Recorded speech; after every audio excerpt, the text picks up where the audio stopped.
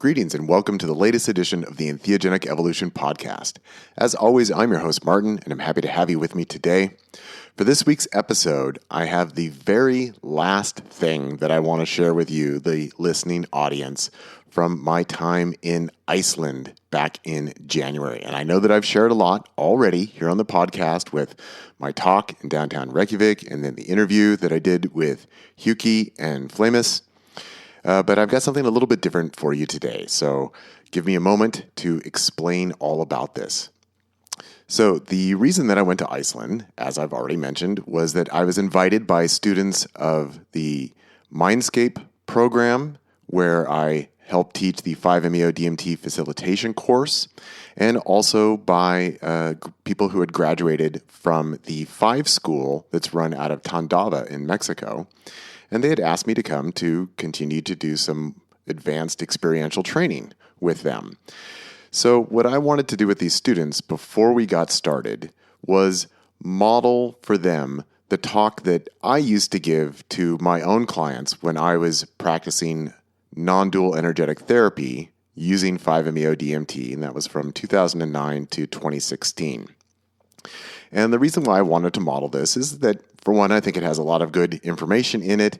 And then also, it just follows along with what I like to encourage with students, that anybody who facilitates, I like them to have some kind of introductory talk or information that they can give to potential clients so that clients are going in a way that is informed and that they can consent to and that they can ask questions about, as opposed to, say, quote, the drive-by shamanism where you sign up for a session, then you show up and suddenly somebody's lighting a pipe for you and there you go.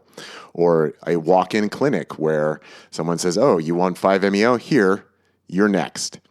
And then also what I like to encourage among students is if they have a particular modality through which they work and operate, that in my opinion, that should be thoroughly explained and discussed with any potential client. So this is just following along with the idea that when you're working with somebody, you want them to be informed about what molecule they're going to be working with or what psychedelic medicine and what the effects are and what they can expect and how you as a facilitator will be interacting with them. And then if you, as I was saying, if you have a particular modality in which you operate, I think that should also ideally be explained to the client. And this is so they can make informed decisions and have informed consent about the practices that they are going to be engaging with when you work with them. So that was the ideas that I wanted to share with my students, that I had this basically like a script that I used whenever I worked with a new client and kind of going through, okay, this is what you're going to be experiencing. This is how I work. This is how we're going to be interacting. These are my conditions. These are my goals. And just presenting that to the students to inspire them to create some kind of introductory talk of their own if they didn't already have one. So that was the purpose of me sharing this. Just to let you know that the audio is not the greatest. It was recorded on a phone, and this was, in a home, so it's not the best ideal acoustics. But I've tried to work the file a little bit so it's a little bit clearer and not quite as ambient sounding. And it takes about an hour and 20 minutes, and it's got a little bit of an introduction where I share many of the things that I've just shared right here in this introduction to you, the listener. And then it gets into my talk as best as I could remember it. It had been pretty much 10 years since I'd given this talk. So stumbled through a few of my lines there. So we'll get to that in just a second, but just a couple announcements. First, just wanted to remind you, the listener, that I do teach with Mindscape Psychedelic Institute, and Stephen Kirby over there has recently hired somebody to completely revamp the website for the school, and I invite you to check it out. It's mindscapeinstitute.org. And the next round of the Trauma-Informed 5-MeO DMT Facilitator Training course starts on May 3rd, and enrollment is now open for that, so I just invite you to go over there and check it out. Also, just to remind you, as I often do here on the podcast, if you are looking for help integrating your entheogenic experience from a non-dual and energetic perspective, I am happy to schedule a call with you. I do specialize in 5-MeO-DMT integration, but I'm not limited to that particular molecule in any way, shape, or form, and happy to talk to you about any entheogenic or psychedelic experience you might want help reflecting on and unpacking and getting a better understanding of where you are in your process. I'm available for 30, 60, and 90-minute calls. You can just shoot me an email at martinwball@gmail.com, or you can stop by my personal webpage, martinball.net, or my integration page, nondualentheogenicintegration.com, if you want any more information about that. But I'm always happy to speak with you. And that's all I'm going to announce for today. And again, I promise this is the last thing I have to share from Iceland. I hope that you find this informative and interesting. And just a reminder, I no longer facilitate. I no longer do non-dual energetic therapy. So this is just a blast from the past. I'm not putting out a call saying, yeah, this is my introduction and I'm looking to work with people. So just sharing that with you. Hope you enjoy it. And thanks for listening to the Entheogenic Evolution Podcast. So it's been about 10 years since I've given this talk, so I might fumble over my lines. I might have to think like, what the hell did I say here? And I don't know if I'll cover everything. It's been a while, but usually it would take me about 45 minutes to an hour to go through all of this. So we'll see what happens. So again, I'm going to pretend that you're a client and that also you are witnesses. So let me also explain that I would invite people you can just come alone if you want. If you want to bring people, totally fine. The way that my space was set up, the mat would be here. I had a couch, kind of like where that couch is, but along that wall. And it said, so if you want to have a witness or bring people with you, friends, lovers, whatever, that's fine. They will be sitting on the couch. So we're just going to assume like some of you are witnesses and some of you are actually clients.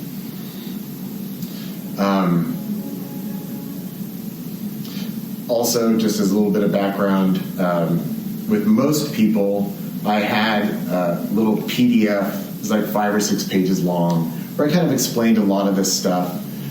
So if most people would originally contact me through email, and they say, oh, can I do a session with you? So I said, okay, here's my session info PDF, read that, and then if you're interested, then we'll schedule.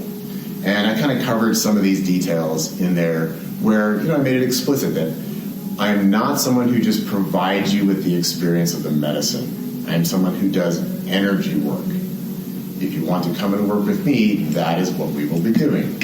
And I had about a 50% return rate on that. So some people would read that and be like, oh, no, that's not what I'm looking for. And then other people were like, yes, can we schedule? Sometimes I would get people and they would come in and I'd try and give them my talk and they'd say, hey, I read the PDF. It's like, no, we're going to cover all the material again. I don't care if you read the PDF or not, and this is going to be more thorough. Okay, so I would usually start by saying, so now I'm just going to be in character, okay? So I'm not going to tell you what I say, I'll just say. If you have any questions, just wait until the end. I'm going to give you this whole spiel.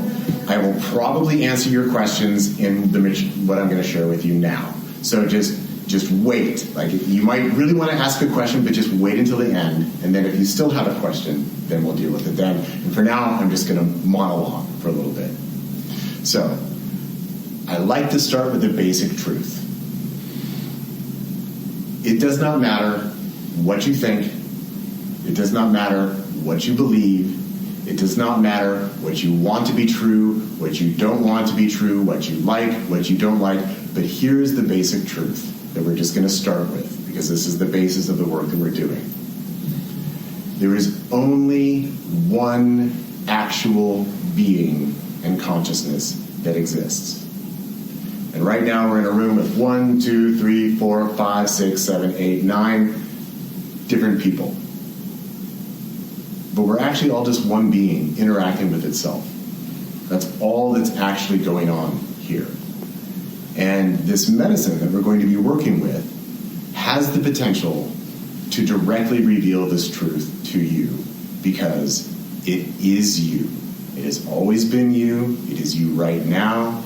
It has been you since the beginning of time, and it will be you until the end of time, because that is all that actually exists. For convenience sake, I use the word God. And I don't mean this in a religious or mythological sense. For me, this is just a practice of entering into the reality of what is. The reality is that there is only God.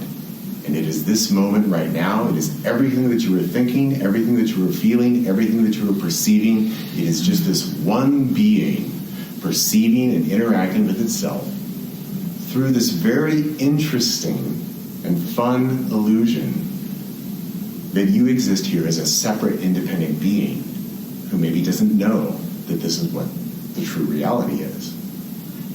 So this is the potential of working with this medicine. And I also like to start with the idea that I want to encourage you that you can trust this medicine, you can trust this experience, you can trust me, and most importantly, you can trust yourself. Because really, that's the only thing that you're going to be experiencing in this session is yourself. Now, the reason that most of us are not really aware of this truth is because we have this thing called an ego, which is really a wonderful, wonderful gift. But the ego, this sense of I am an individual, I am me, is also prone to being confused, and if we're being honest, it's also prone to making up a lot of shit, lying to itself, deceiving itself, and then going around behaving as though the stuff it made up is actually true. So what we're going to be doing in this session is we are working to get you out of that construct of that individual that you identify as, so that you can directly experience the truth that you are the universal being in consciousness and that it's always been you. The ego is very tricky. And results vary. It's very important to understand that in working with this medicine, that there is this potential to have this amazing non-dual unitary experience. And I'll explain that more in just a second. But it's not the automatic result. It is something that is made possible by working with this molecule, but the ego itself is a very complex thing. And so results vary. And every person brings their own unique life history and experience and their traumas and their lies and their illusions and their wounds and their problems into this experience. And so everyone's process of shedding that identity of the ego and going into the unitary state, it's different for everyone. And so let's imagine everyone here is going to take a turn. Everyone's process and experience is going to be different. And it's very important that you honor your experience. And you might see someone else's experience and say, oh, I wish mine were like that. Why wasn't mine like that? It's because all this medicine can do is amplify your energetic state in the very moment that you ingest it. And every moment that you take it can be different from the moment that came before. And every person is in a different moment within their own energetic sense. Now, I already used the word non-dual. So let me explain a little bit about what that means. Right now, we are operating through dualistic consciousness, where I experience myself as I am me right here. Everything else that I'm perceiving and experiencing, that's not me. There is self, and then there is other. There's me, and then there is not me. That's basic duality. And that's how the ego functions. And again, it's a really fantastic gift because it allows us to have a sense of being ourselves, being able to make choices, to have beliefs, to have ideas, to have questions, and to seek out answers, to explore possibilities. This is what's made possible by the ego. So the ego is not your enemy. It's not something bad. Sometimes in spiritual traditions, they teach you that to be enlightened or to ascend or whatever it is that they may teach, that you have to kill your ego or get rid of your ego. And I just want to assure you that getting rid of your ego, for one, it's not actually possible.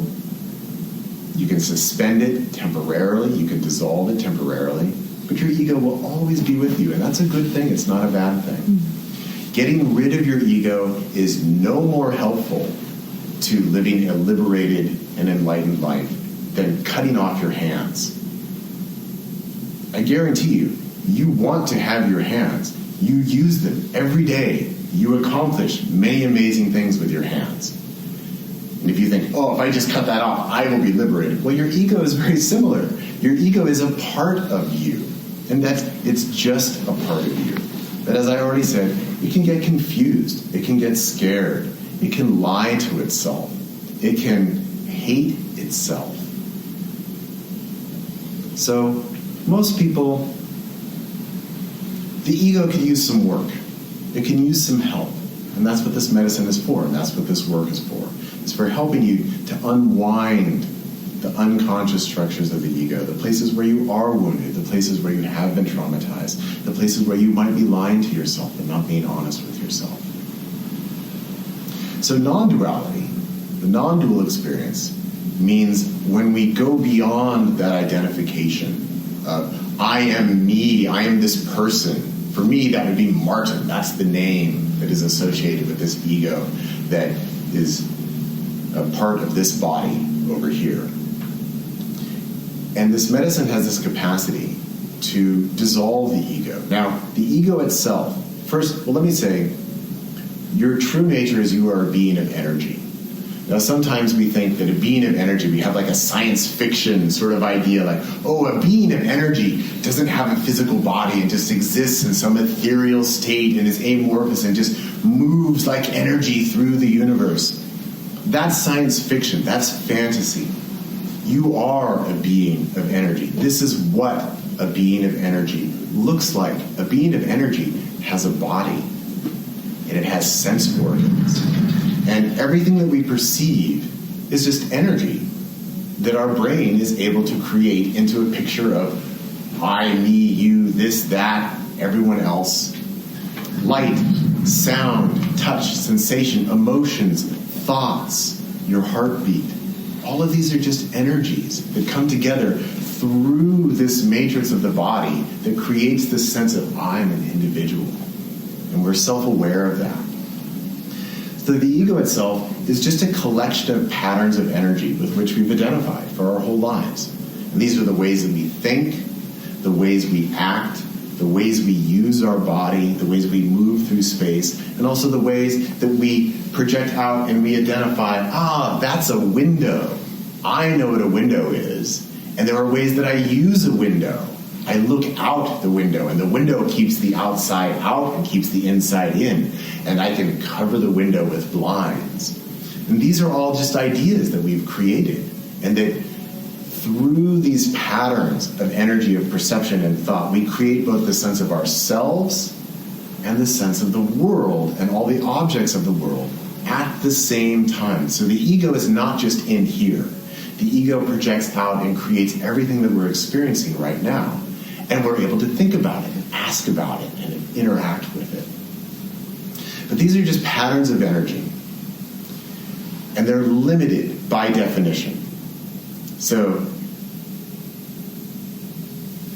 I think of myself as I'm right here. This is the limit of me. And then everything else out there, that's not me. That's another limit. So I like to show this. Imagine that these are the patterns of your ego with my hands right here. Now what we're doing when we take this medicine is we're introducing a molecule that generates the experience of profound and unimaginable amounts of energy within your body, within your being. And this energy wants to expand, and it wants to go to infinite levels. And I know that you can't conceive of what that means right now, but you will in just a little while. So we'll get there. But what happens is, first of all, when we take this medicine, it's very, very rapid. So there's this sudden sense of everything is going to infinity, or energy is rising or expanding. And it pushes up against these limited patterns of the ego. And in the ideal case, what happens is they start to break and they dissolve. And what we're ideally looking for is for we take our hit and then those structures completely dissolve away. And in that time, you are now in the non-dual state. There is no longer a separation between what you conceive or perceive and experience as yourself and everything else that exists. But this is only a temporary phenomenon, because eventually that energy is going to start to die down. And when it dies down, these patterns are going to come back. Now, this experience itself, many people experience it as though they are dying. And it will present that way. And it feels very real. And it feels very permanent. And this is normal. So in other words, many people describe it. They say, I took my hit, and I felt that I was dying. And I felt I was never going to come back, and that this was it. And that's actually what we're looking for. That's what we want. And I guarantee you, no matter how convincing it is, your ego will eventually come back. And you will be back in this room, and you will be back in your body, and everything will return to exactly as it was before, but it will be different, because you will have experienced what you truly are, what you have always been, what you are this very moment, yet are probably unaware of. Now, that is the ideal situation. That's the ideal case. And again, everyone is different. Results vary. Because sometimes what happens is these layers go pop, pop, pop, and then suddenly you find, I am not able to go beyond this point. Because there's something there. There's some pattern, there's some wound, there's something there that's not ready to be let go of yet, to not process all the way through, whatever it may be. And even though it might not seem like it, I guarantee you, this medicine cannot violate your free will. And it can't do that because it's you. All that it's doing is amplifying you. There's nothing and no one else here. So if there's a part of you that says, no, I'm not ready, it's not going to force it. It can't force it. It's not possible. And this part of you, it might be unconscious. You might not even know that there's a part of you that says no there. And there's another possibility. I never recommend this, but also it happens. That sometimes the ego starts to open and the ego gets scared. And it says, no! And it closes down and tries to hold on. And that's a normal part of working with this. If it happens, we will work with what arises. But again, in the ideal state, in the ideal case, we take this medicine and the energy opens up and all these pieces let go. And then they come back. So, what we're going to be attempting to do within this session is minimize the influence and action of the ego as much as possible so that you can maximize this experience to the greatest amount possible.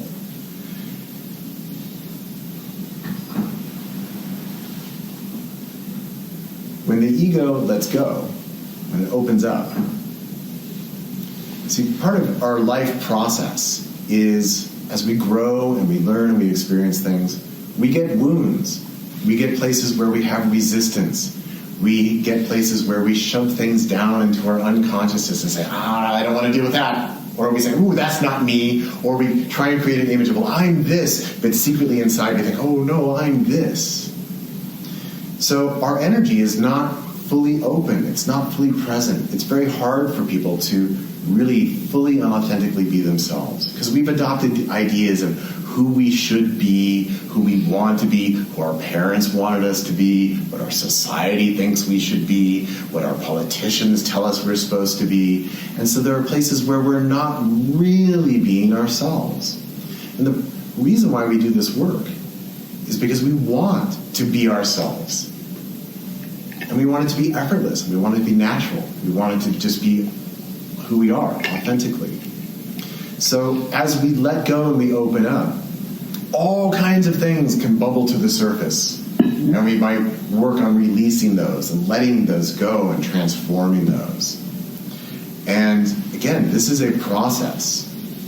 Keep in mind that because this medicine is going into the infinite nature of yourself, It has the capacity to find and interact with anything you have ever experienced your entire life, going back to the very first moments of your being up until this moment right here and right now.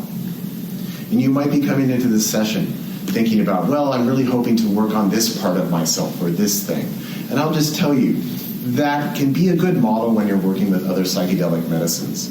But I assure you, this is so far beyond your ability to direct or control that the only thing that I advise is that you take the attitude of, I want to trust, relax, surrender, let go, and allow. That's the main thing that you're looking for. And then, if it uncovers your childhood wound and brings that to the surface and lets it transform and move out, great. And if it doesn't, that's great too. Because the truth is, your conscious mind, your conscious ego, probably doesn't know what you most need or what is best going to serve you in this moment. So we want to get the ego out of the way as much as possible so that the natural process can take place. And there's nothing you need to do other than relax, surrender, trust, let go, and allow. Okay? So, here are some of the rules for how we can minimize the actions and the possible interference of the ego. First of all, we want to take a sufficient dose. That's very important when we're doing this kind of energy work. Now, I know that you might be scared, that you might be thinking, maybe we can just take a little bit and kind of get comfortable and maybe take a little bit more. These patterns of the ego are incredibly resilient. Their job is to hold together and maintain that sense of self. If we were to use a metaphor from astrophysics, the ego is like a black hole. It has so much density and gravity. It wants to suck everything down into it. Now, if we want to take a rocket and go off into the infinite, you need a lot of fuel. Because if you just use a little bit of fuel, that rocket's going to get sucked back down to that gravity well. Just taking a little bit of this medicine is not going to do it. You're just going to get sucked right back down into the ego. So what we want to do is take enough so that you can actually escape the gravity of the ego and experience your infinite nature and your infinite self. So what that means at the interior level is when you take your hit, if you had a sufficient dose, within a few seconds, you'll probably feel like you're dying. You'll think, oh shit, I've done it now. There's no coming back from this. I'm dying. Now, this is also why I've told you, imagining that we've had a prior conversation, that I've told you that you should treat this as though you were dying, right? I've told you, say goodbye to your loved ones, say everything you've ever wanted to say to your kids, pet your dog, do your laundry, get things all set up with your lawyer for what happens when you're gone, because the more you can bring that attitude of this is the end to this session, the more you're going to be able to let go. And if you find that you're not able to let go, that's okay. If you have little kids at home, it's very likely that you're going to think, I can't die, I have to take care of the kids. It happens. Or maybe you're caring for elderly parents and you might think, oh, mom and dad can't live without me. So you've done what you can to prepare yourself for this, and that's good. But still in the moment, you might find that it's challenging. But again, we want to take enough medicine so that within seconds you feel like, oh my God, it's happening. And you trust, you surrender, you let go, and you allow. And you just let that happen. If for some reason you take a hit and you find yourself thinking, is this all that it does? Then you haven't had enough. If if you take a hit, and if you find yourself asking yourself, I wonder if I should have more, the answer is yes. You should have more. You will know when you have had a sufficient amount, because it will be obvious, and it will feel, again, like, oh my God, it's happening. That's what we want. So that's step number one. We want to get you sufficiently fueled with this energetic vehicle so that you can escape the gravity of the ego. Now, there are certain other things that we can do to help in this process. So, the ego itself is something that is embodied. You might not think of it that way. A lot of people have a very psychological concept of the ego as like this idea I have of myself in my mind. Well, that's partly true. But this ego is actually enacted through your body. It's a character that you are playing through the vehicle of your body. And just like maybe you have a favorite actor or actress, and you might think about, it's amazing when I saw this actor in this movie, he or she behaved this way and looked like this kind of person. And in this other movie, I didn't even realize it was the same actor because they were so different and they carried their body in such a different way. Well, that's what I mean. That really, literally, the ego is merely a character that God is playing through the vehicle of your body. And that character comes with all manners of expressions and body movements and gestures and tone of voice and way of speaking and way of thinking. And so we're trying to dissolve this character as much as possible so you can experience yourself not as the character, but as the actor who is performing as the character. Now, a basic truth about this character is that the ego is almost always embodied through various asymmetries. And I'll explain what this means. So internally, the ego is always dividing things and putting things into categories. It says, I like this. I don't like that. I want this. Oh, I definitely don't want that. I believe this. I don't believe that. I think this is true. I think this is false. So it's always dividing things, putting things in the side, just like it's also saying, I'm here, everything else is over there. That's an asymmetry. It's dividing things, it's separating things. So it's doing that at an internal level. But it's also doing that at an embodied external level all the time. This is not a bad thing. If I wanted to drink water, if I, this subject, wanted to engage in the object of water and engage in the action of drinking water, I'm going to reach out with my right hand because that's where my water is. I'll demonstrate. Water, object, subject, desire, action. Ah, tasty. Now, if I wanted to take a hit of medicine, I would reach out with my left hand because that's where the pipe is. Most of us also experience being left or right-handed. Most of the things we do are either with the right hand or with the left hand. And when we're engaging in the world, like if I wanted to look at a picture of Kali, I'd look over there because that's where she is. That would be silly if I looked over there. That's a blank wall. There's nothing on that wall. Kali's over there. Subject-object relationship. Almost everything that we do with our bodies is engaged through various forms of asymmetry. That is how we, as a vehicle, engage with the objects of the world. But something very interesting happens.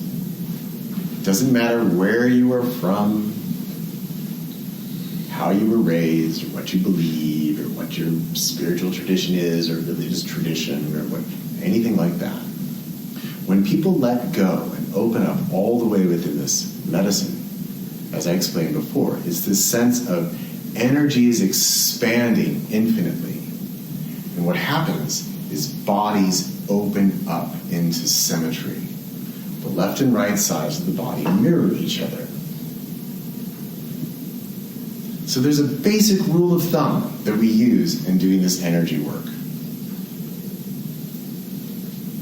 Rest and maintain yourself in symmetry as much as you are able to do. Because again, most of the patterns of the ego are unconscious and they're also embodied. So the more time we spend engaging in various forms of asymmetry, much more likely it is that the ego is operating during that time. The more time we spend in symmetry in the body, the harder it is for the patterns of the energy, or the patterns of the ego to assert themselves energetically through your body. So I'll go ahead and demonstrate. So you all are over there, so I'm just going to turn this around for a second. But we're going to imagine I am someone having a session on the mat. Now, first of all, we generally start by being seated. The natural inclination for most people when they sit is they want to cross their legs like this here on the mat. And they want to start like this. Maybe because they practice meditation, or maybe because they went to elementary school and the teacher said, crisscross applesauce, and you sit like this. Well, we don't want to do that. We want to start in symmetry and we want to end in symmetry. And believe me, even though I'm telling you this now, when you sit up in between rounds of the medicine, most likely you will automatically cross your legs, and I will gently ask you, please uncross your legs. So, when we start, you're welcome to sit like this, you are welcome to sit like this, or if you're feeling like sitting up, you're welcome to sit like this. But I'm not going to let you sit with your legs crossed, okay? Just want to make that clear. So, let's imagine I'm sitting here and I take a hit. Now also I'm going to have you practice this before I give you a hit. If you want to sit up, that's fine. If you want to lie down, that's fine too. What's important is that you be symmetrical. So I call anything like this as the neutral position. Most people, when they take this medicine, they want to lie down. But when we start, I'm going to have you sit in the middle of the mat, and I'm going to let you practice lying down, because after you take a hit, if you do want to lie down, what I want you to do is just fall back like this. And again, you're resting in the neutral position. This is the neutral position. And it doesn't matter if the neutral position is like this, or if it's like this. This is the neutral position. Both sides of the body are mirroring each other. There's no crossed limbs, and there's no asymmetries. Now, starting these very first moments is very important. Sometimes what happens is people think, oh, I want to make sure my head hits the pillow, so I go back like this. Now, this medicine comes on faster than you can imagine. This is why I want you to practice lying down first, so you know the pillow is already there. All I need to do is lie back and lie down. If you do one of these things, by the time you get here, I don't know where I am anymore. What's happening? Oh my God! Oh my God! Now, if that happens, that happens. But that's why we want to start by being in symmetry and just relaxing and letting yourself go. You don't need to check the pillow. And actually, this is a good model for the entire session.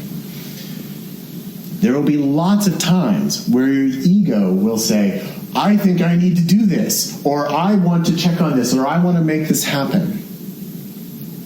That's natural. The ego does that. Your job is going to be, I hear you, ego, and I am choosing not to do the thing that you are telling me to do, because I am relaxing, trusting, surrendering, letting go, and allowing. That's all you need to do. And if at any point during the course of the session you find your ego saying, I don't know what to do, that is the perfect moment to do absolutely nothing. And all you need to do is just relax in symmetry. There'll be music playing, and at that time, just listen to the music. That's all you need to do, and just relax, and just be present with yourself. Now, this also applies to eyesight. Here's a basic rule of thumb. Only the ego looks around. It's not a bad thing, but it is the ego, because the ego says, who's that? Who's that? Are you thinking something about me? Why are you looking at me that way? Who the fuck is that? What is that thing? Okay? Only the ego looks around. So, what I want to invite you to do, when you take your hit, I don't care if your eyes are open or closed. It makes absolutely no difference. What does make a difference is what you do with your eyes. I'm going to be at the foot of the mat. If you feel like you need to look at someone, just look at me. I'm going to be right here. You can look right at me. I'm right in front of you. If you want to gaze off over there, you can look over there. But just imagine that there's a line, and this line, maybe it's a circle that goes all the way around you. You can look anywhere you want along that line, and it can be close. You can cross your eyes. It can go up. It can go down. It can look out there. But when you do that, you're not actually looking at anything. You're staying centered within the energy. But as soon as you're looking over there, it's you, right? That's the ego looking around. So some people, when they serve, they like to put an eye mask. And they put that on the client. I don't do that. Oh, look, there's the sun. I don't do that because I'm watching your eyes. I want to see, where are you looking? Are you able to stay centered and focused? And as we're going to be working with multiple rounds of the medicine, if you are someone who does look around, I might invite you to sit up and we'll take a hit together and I will tell you, look me in the eye as long as you can. And I'm doing that to help you stay grounded and focused and centered within the experience. And again, if at any point you feel that you need to make eye contact with someone, you do that with me. I'm going to be directly in front of you. You've brought witnesses with you to observe and experience your session with you. Treat them as though they're not here. You need to look at someone, you look at me. And I guarantee you, if you want to play the stare game, I will love playing the stare game with you. I will stare with you as long as you want. But again, we want to minimize the action and interference of the ego as much as possible. So if we're doing the stare game, your ego might suddenly think, I need to let Martin know I'm doing okay. So you might smile and nod and make faces at me. I encourage you not to, because I will not respond in that way. If you play the stare game with me, I'm going to play the stare game with you. And I'll be like that. Because the ego is also a mask that we wear on our face. It has all these little micro movements and adjustments within the muscles of our face. And when we communicate with the face, that is the ego saying, hey, are you over there? I'm over here. How you doing? I'm doing okay. I'm kind of scared. Can you help me? So I invite you, just like your body wants to be neutral, let your face be neutral as well. You don't need to make social communication through your face to me during this session. And again, if you do, I will not reciprocate. It doesn't mean I don't like you. Actually, I love you very, very much. But I'm not not going to play the game. While we are in session, when we're all done, I will smile at you. I will communicate with you. I'll make you feel good and happy. While we are in session, again, our job is to minimize the actions of the ego as much as possible. I had a teacher once he actually formerly was a Buddhist monk. And he left so that he could get his degree in physics. And he said that there was a Buddhist metaphor that a sword cannot turn so fast that it can cut itself. And that's like the ego. Again, we want whatever needs to happen for you in this session. We want it to happen. But your ego can't make it happen. Your ego can't do it. Your ego cannot accomplish it because it cannot turn fast enough to cut itself. We want to get it out of the way so that whatever needs to happen for you is allowed to happen.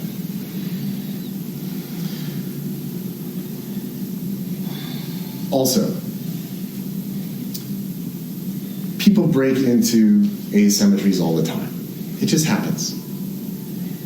This is very powerful medicine. There's a lot of times you're not going to be in control and you won't even know what you're doing. So, here's another rule of thumb for you. Whenever you become aware that you are looking around or that you're lost in some kind of asymmetry, when you become aware of that, I invite you to come back into symmetry, into the neutral position. It's just that simple. You might look around. You might roll all over the place. You might get caught in all kinds of asymmetries. So when you become aware, oh, I'm curled up in a ball. When you become aware of that, unroll yourself and come back out and open yourself back up. For my part, if you break symmetry, I will first try light verbal coaching. You might hear me saying something like, come back to center, or remember your symmetry. Now, there is a lot of times when we work with this medicine, you will not be able to hear me speaking. And maybe even if you hear me speaking, you won't know its language. You won't know its words. And that's okay. But sometimes you will. And you'll say, oh yeah, that's right. Come back into symmetry. And so if you can do that, then do that. That's kind of my first step, is to try some gentle verbal coaching. If you don't respond to verbal coaching, then I may come and actually physically reposition you. But keep in mind, I will not ever force you. So, if you take the medicine and you are scared and you are curled up in a ball like this, I will come and I will try and roll you back out so that you can come more into alignment with the experience. But if I come to you and if you allow it, I'll roll you back out. But if your body says, no fucking way, man, I'm curled up in a ball because I am terrified, then I'm going to leave you there. And when you're ready, roll yourself back out. So I'm not going to force you to do anything. But sometimes it's more subtle than that. Sometimes people lie down and then maybe their head drifts off to the side like this. And in that instance, I might come up and I might just gently reposition your head so that you're back in alignment. That's all. And also what we want, ideally, is for your body to be open. Because I can be symmetrical, but if I'm like this, that tells you I am scared, I am closed, I am holding on. So I might come and kind of roll out your hands. Because what we do want is actually for this part of your body to be open and vulnerable. This is the most vulnerable part of our bodies. This is why many people will roll onto their stomachs and they try and get small and they try and hold it in. But again, ideally, we want to be open because your whole body is made of these patterns of energy that are playing out right along this center line of your body. And we want it to be open and to be fluid and to be moving. Now, depending on how things go, I might give you some general coaching before we take the next hit. Like if you rolled around a lot, I might say, hey, that was great. Let's see if we can just get you to, see if you can center into it a little bit. So I might give you a little bit of coaching. But also, as another rule for minimizing the actions of the ego, the interference of the ego, we want to keep all social communication to the bare minimum of what is necessary in order to keep the session moving along. So in other words, I will not be getting into a conversation with you. I'm not going to be giving you lengthy instructions or a conversation. You yourself might feel like you really want to communicate something to me. And if you really have to, go ahead. But while we are working with the medicine, what I'd like to invite you to do is just stay present with your experience. And when we're all done, we can talk as long as you want to talk. And you can explain, or you can explore, or we can talk about whatever you want to talk about when we're all done working with the medicine. But while we're working with the medicine, we want to keep it to a minimum. And I know you brought witnesses with you, and sometimes you want to tell them, oh my God, honey, that was amazing. Like, I really hope you try this next, okay? But again, treat them as though they're not here. You can talk to them later. Again, I'm not going to be getting into long conversations with you while we go through this.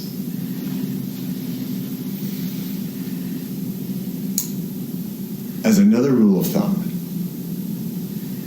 the breath is the last place that the ego holds on, and generally the first place that the ego tries to regain control is through the breath.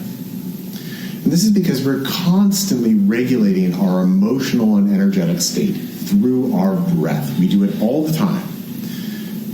We don't do it when we're asleep, so keep that in mind. I'll come back to that in a moment. But when we're awake, we are constantly trying to regulate our energetic experience through our breathing. What we want to do when we're working with the medicine is relax your breath as much as possible. So, for example, when someone feels nervous, when they're having a difficult time with the energy, they tend to... And I call that pushing and pulling the breath. And if you do that, I'm going to invite you to relax your breath. And I'll do that by saying, relax your breath. Trust your breath. Sometimes I will tell you, let your body breathe. Other times, people hyperventilate. And again, as I've already mentioned, a lot of these responses happen without you knowing that it's happening. You don't know that you're doing it. So as a rule of thumb, what I like to say is if I can hear you breathing, I can hear your ego. So when you become aware that you are pushing or pulling with your breath, when you become aware that you are hyperventilating with your breath, I want to invite you to relax your breath.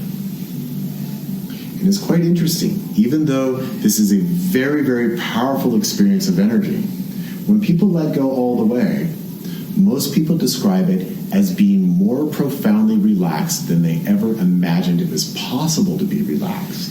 And maybe even realizing, oh shit, I've never actually been relaxed before in my life. Even the times I thought I was relaxed, I wasn't actually relaxed.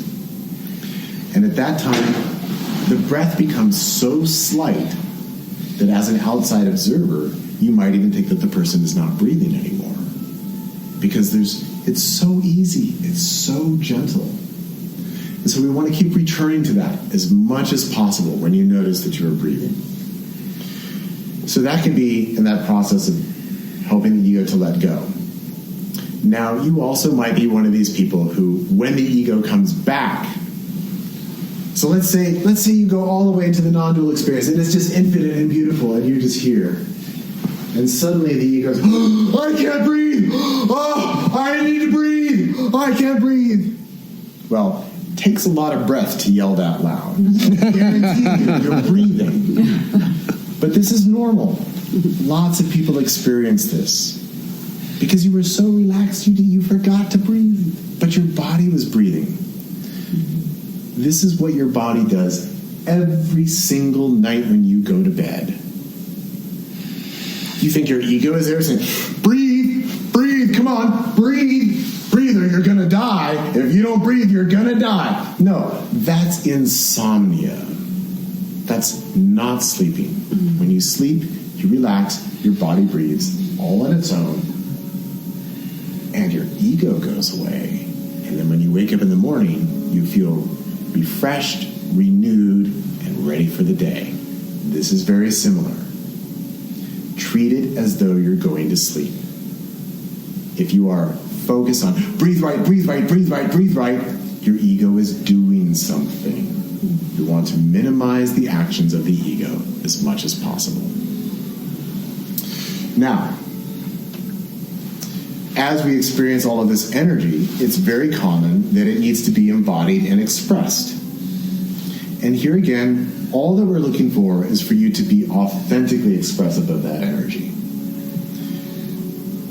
And we want to avoid the ego trying to do something. So, for example, many people will cry, or they might laugh, or they let these emotions out.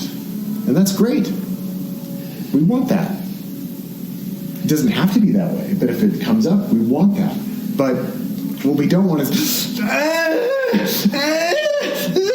trying to make yourself cry. That is the ego doing something. And if you're doing that, then you're doing something and you're getting in the way. You might also feel nauseous. You might feel that you need to purge, which is great. Lots of people purge. Not everybody does. It doesn't happen all the time. But sometimes people get caught with, and they're trying to make it come out. That is the ego doing something. I invite you just to relax and let that go. Okay? So I, as your facilitator, these are some of the things that I'll be looking for. So if I see, if it's an authentic scream, roll with it. Great. If it's an authentic cry, great. If it's an authentic purge, great. If I see you struggling or trying, I might try and intervene in some way just to help you stop trying, so that you can allow the natural experience to move. We're going to be working with multiple rounds of medicine. As I said, we do want you to start with, oh shit, I've done it now. We do want that experience. If that doesn't happen within the first minute or so, we'll go ahead and we'll take more right away, okay? Then as we move through the session, at any point that you feel you are ready for more, and I just invite you to sit up, and I'll have the pipe ready for you, and I'll give you more. What we are looking for is we want to take you through whatever process it is that you need to go through that is going to be the best thing for you, that you don't know what it is yet. We want to see you all the way through that. So just as an analogy or as a metaphor, you can kind of imagine that this is a process of giving birth to a new version of yourself. And we just want to make sure the baby's all the way out. And just like when you're giving birth, sometimes it can hurt, it can be hard, it can be scary. And you might think like, put it back in, I'm ready to go home, I don't want the baby anymore. We're going to make sure the baby is out. Now, this is going to be your choice.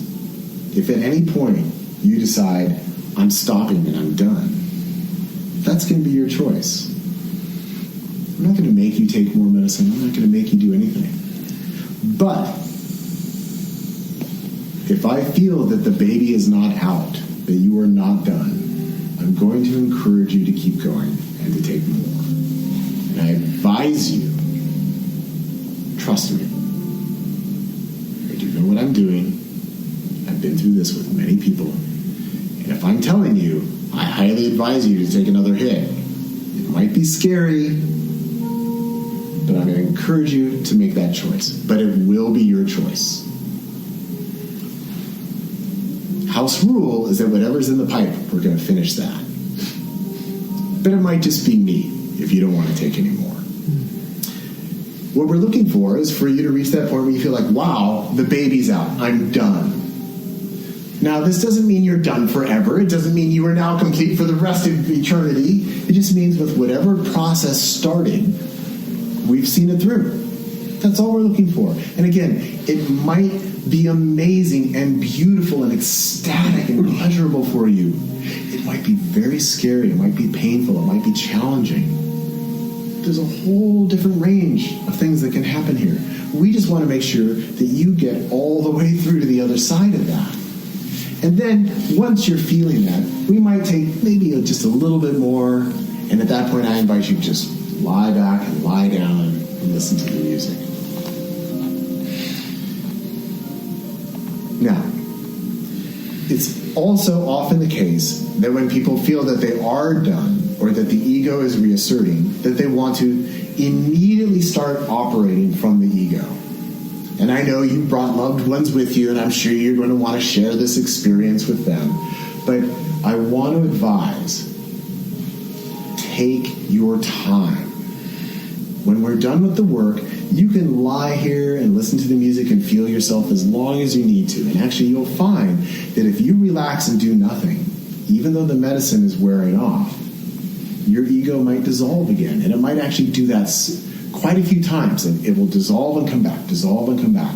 And that this part of the experience can allow for a lot of energy to continue to move and transform. And also gives you the opportunity to observe, wow, my ego is really telling me to get up and tell everyone that I'm okay. And you can choose not to act from that. Because, like I've said, so much of the ego functions unconsciously. And we want to make as much of that conscious as possible so that you become more informed as an agent of when am I behaving consciously and when am I behaving unconsciously? When am I just a victim of my own patterns versus when am I really making choices for myself? And so taking this time to observe and feel yourself, and you might feel more emotions arising at this time. It's common for people to cry, to laugh, to experience joy, to experience pain. The more you allow that, then the more aware you become of yourself as an embodied being. So this is a really valuable time, and I just encourage you to take advantage of that. And sometimes people put pressure on themselves, like, I've taken up too much time, I should get up off the mat, or I really should tell them that I'm feeling okay. And I just want to tell you, just be selfish during this time period. Let this be for you. This is not for anyone else. Okay? Now, that's your job. Now I'm going to tell you a little bit about my job. So first of all, Matt, that's your spot. My spot is right here at the foot. And just like you, I'm going to be in cemetery. And I'm going to be taking the medicine with you. And the reason for that is that I'm going to be working with you through this whole experience. And really, honestly, I'm just functioning as another version of you. And what I mean by that is a couple different things. One is that as we go through this, you don't need to feel self-conscious in front of me. I'm literally just another version of you over here. I'm no different from looking in a mirror. So if you need to scream, scream. It's not embarrassing. If you need to take off all your clothes, take off all your clothes. I don't care. If you need to throw up all over yourself, throw up all over yourself. It's great. Whatever you need to do. This is your time. This is your session. I'm here to support and work with you. But I will be taking the medicine with you. And that allows me to really intimately feel into your experience. Now, sometimes, some rounds of medicine, or sometimes it's the entire session, all that means is you're having your experience and I've taken my hit and I'm just sitting here. Because actually, I'm not doing anything. That's my whole role is I don't do anything. But I'm available if something needs to be done. that's the way that it works. So, sometimes you might have a whole session and I do nothing more than sit here and observe you and feel you. And that's fine. I don't have an agenda. But I will be observing you, and I'm watching. How is energy presenting in your body? How are you breathing? Where are you looking? What are you doing? Are you symmetrical? Are you asymmetrical? Are you tense? Are you relaxed? Are you open? Are you closed? That's available just to sight and observation. Then I'm also feeling, because I'm taking the medicine with you. So if you go infinite, I will know because I will go infinite as well. If there is something that is holding you back, I will know because for me, it will feel like it's getting big, big, big, big, big, and then suddenly there's a wall here. I will feel that. Now, as I've been saying, in the best case scenario, your ego is no more you than this shirt is me. So really what we're looking for is that in the effortless case, the ego just comes off. It's great. And then eventually it comes back on. But let's be honest, here's the thing. Along the center line of your body, these are where the energy centers of our body are stacked up. Almost everyone has got shit like this inside them. That shirt, that ego, it's wound up in a knot. And maybe this is a place where you were wounded as a child. Maybe this is an experience you had last week. Maybe it's someplace that you never learned how to love yourself. Maybe you hate yourself. Because this pattern got stuck in there that says, I'm not worthy, I'm not good enough. I can't do it. And that's inside you. And you've been living with it. And almost everyone has these. And I'll be honest, actually I've never worked with anyone who hasn't had this. Somewhere, anywhere along this line in your body. And they can be related to each other. That maybe you think too much, so you don't say what you really think. Or maybe you're afraid of what other people will think, so you don't say what you really think. Or maybe you just can't digest that experience that you had. It's just too much for you, so you want to deny it and you want to repress it and you want to keep it down. Or maybe you haven't really learned how to open sexually and how to just absorb into ecstatic pleasure. And maybe you think you're not good enough because of that. So all of these can be connected to each other in various ways. I'm here to help you with that. So as we move through this experience, your body is going to be communicating to my body, and it will say, it's here. And if you are open and surrendering and relaxed, I'll be able to help you with it. That's my job. That's what I'm here for. I'm here so that you don't have to do this all on your own, that you don't have to figure it out. I'm here to help you with it. So the first is I'm observing. Maybe I'm giving you a little light verbal coaching. But that's just the basics. Mostly I'm feeling. And there's a couple different ways that I might interact with you. One is I might just start to work with and move energy from over here. So I might just stay on my seat. I'll be over here. And you might even observe me doing this. And at some point you might ask, like, what are you doing? My answer is always, I'm just working with the energy. Why? Because this is where the energy is. That's all. I'm very basic about it. I'm not going to explain things to you because I can't explain it other than this is just where the energy is. This is how it works. But I use my entire body and being to allow this energy to move and transform. And whatever it requires of me, I'm available to do that. Again, I don't have an agenda, and I'm also not operating from ideas of this is right, this is wrong, this should happen, this shouldn't happen. That is meaningless to me when we move into this state. The only thing that matters is where is the energy and what needs to be done. That is the only question that is important to me. So, I might work with energy over here. You might even see me standing up, and I might be doing strange things like this, and that's just me working with and moving the energy. Another way that it works is as if you were lying down and you were open and you were relaxed and you were symmetrical. I already covered how I might reposition you, but you can just imagine that this is my trusty eagle feather that I have at home, but it's not actually my eagle feather because these are little hawk feathers, little parrot feathers, but it works kind of the same way. I work with a feather, and it's not magic. It's just kind of like an antenna, really. So as you're lying here, what I will do is I will start to move this feather, but I just call these infinity loops. It kind of looks like figure 8 on the side. And all I'm doing is feeling. And your body will direct me. So I'll feel you, and then, we've got something right here.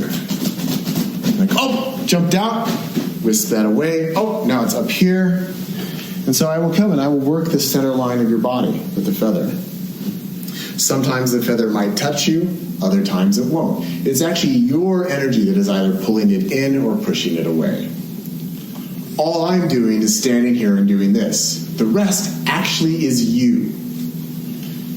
And it's just moving. So for me, subjectively, it kind of feels like magnets is kind of the best description I can give you.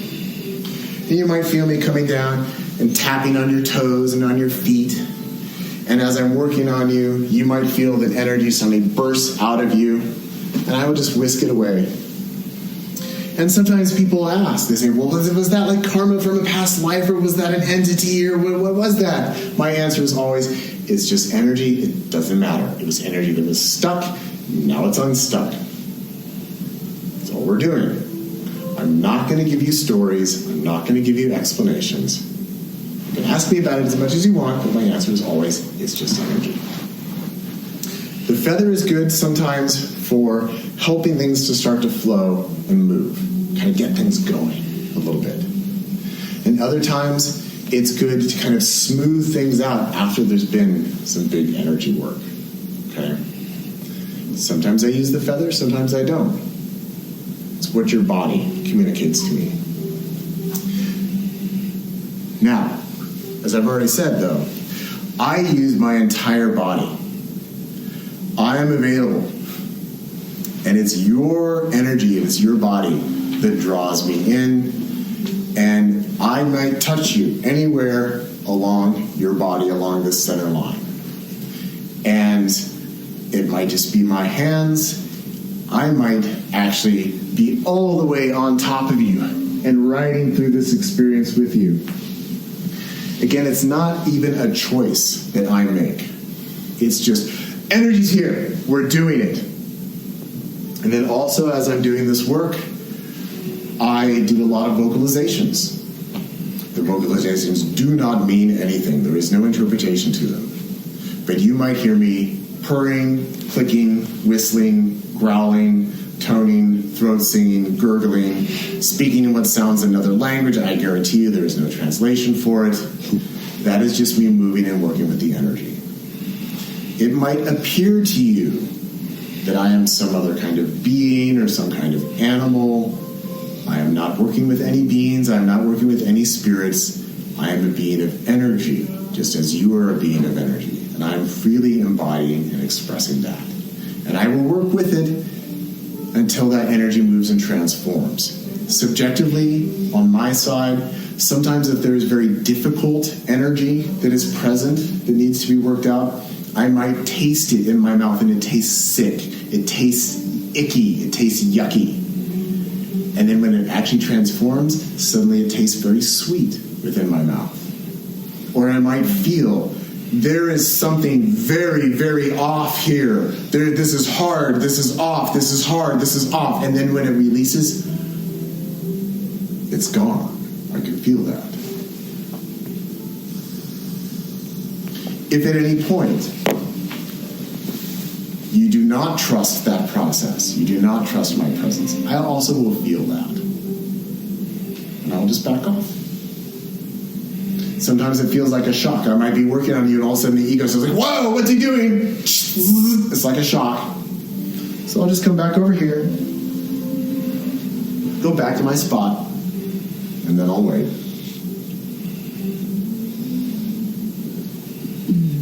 I am just another version of you. I'm not here to do anything to you. I'm here to serve you because I am you. That is my only goal and objective.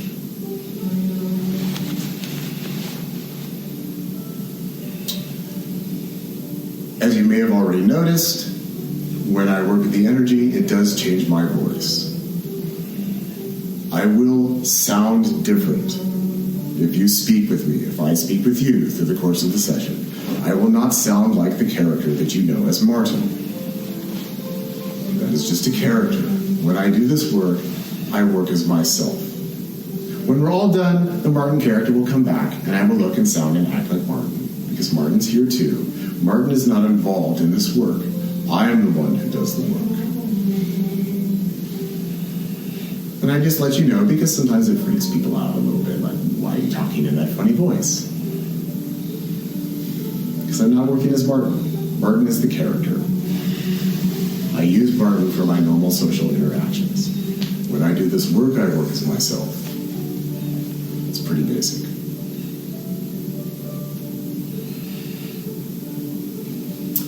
Witnesses.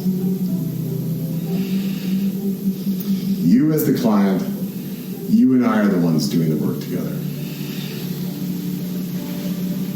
You may want a hug from your loved one. You may receive that at the end of the session. The others who are here, they are not here to work with you during this. They're here to observe and to witness. I am asking all of them to please just stay present, to stay calm. It might look weird. It might look scary. You do not need to intervene. Also, you as the client, please know that for me, this is just normal working operations. You do not to inquire. Martin, are you doing okay? Is this all right for you? This looks kind of hard. Don't worry about it. Okay?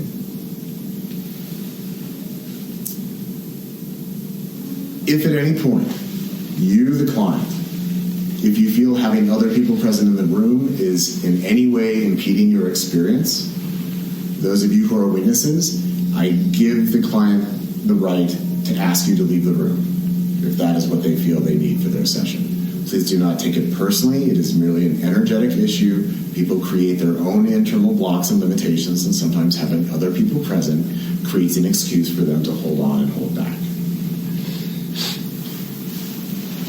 If you, the witness, feel that you are uncomfortable within the space, you also are free to leave. You do not need to maintain yourself inside the room if it is too difficult for you, or if you find that you are not able to stay quiet, to stay unobtrusive. Also, I, as a facilitator, I also reserve the right that if I feel that your presence is interfering in any way, I might ask you to leave the room.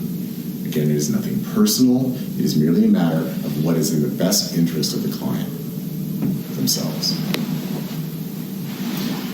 We do need to cover purging.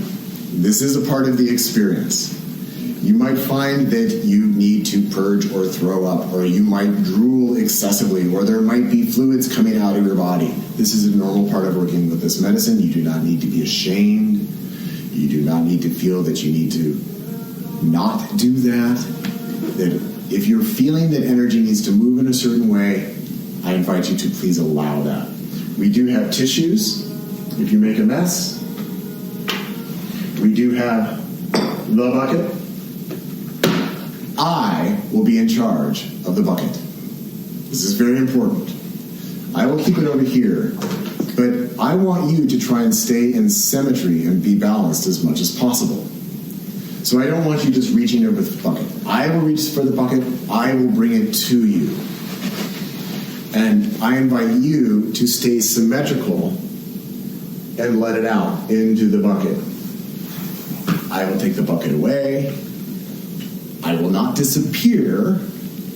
I will go to the restroom, I will dump it out, I will clean it out, I will bring it back. I will be back. If you happen to look up and notice that I am not here, yes, I have not disappeared or evaporated into the fabric of the universe. I am merely cleaning out the bucket. I, too, may purge during the course of this session because sometimes, energy always looks for the path of least resistance. It might be through my body rather than your body. I will do the best that I can to get the bucket in front of myself to get it out. Sometimes when people need to purge, they feel very self-conscious, and especially if there's other witnesses in the room, they don't want people to see, so they turn to the side. Please don't do that. Please don't twist yourself up. I will bring it to you right here. Also, please don't try and make yourself purge. So if you find that you feel like you need to purge, but you're not quite there, don't get into one of these. Don't try and make yourself. Usually the best thing is you have a little bit more medicine, and then if you really do need to purge, it'll just come right out, or if you don't, you will go beyond it. You won't feel like you need to purge anymore. But it's a normal part of working with it. It can come at various times. Some people purge immediately. I like to call that the champagne cork. They let it all out, and then they go. Other people, they purge in the deepest part of the session. For others, it's when the ego starts to come back and they start to feel very uncomfortable within themselves. You might have a purge at that point. Purging can also be just energetic in nature, where nothing physically comes out. As I said, it can also just be drool. It can be frothy, bubbly, foamy mucus. It can be full-on vomit and bile. There can be discharges from the lower portions of the body. You might find yourself rubbing it on you. That is all fine. We will clean you up when you are ready. And also, it's okay to be messy. I know lots of people have issues with being messy. It's okay to be messy.